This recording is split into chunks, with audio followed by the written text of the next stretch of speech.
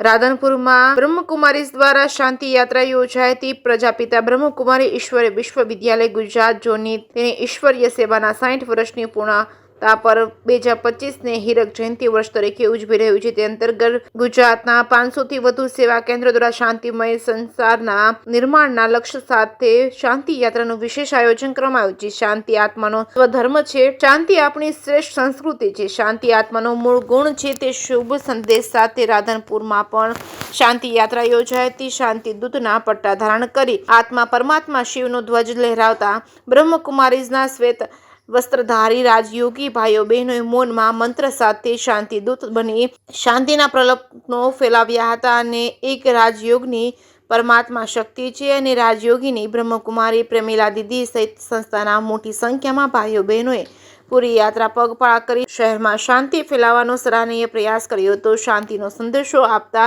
તેમાં અવાજે વાગતા ગીતો સાથે બ્રહ્મકુમારીઝના ઓમ શિવાલયથી પ્રારંભ થઈ શહેરના મુખ્ય માર્ગો પરથી પસાર થતી આ યાત્રાને લીલી ઝંડી દ્વારા રાજયોગી બ્રહ્મકુમારી પ્રેમીલા દીદી તેમજ ધારાસભ્ય લવિંગજીભાઈ તેમજ BRC હીરાભાઈ દ્વારા પ્રસ્થાન કરવામાં આવ્યું હતું। જે કે સિંહ ગુજરાતી સાથે મનુ ઠક્કર, રાધનપુર।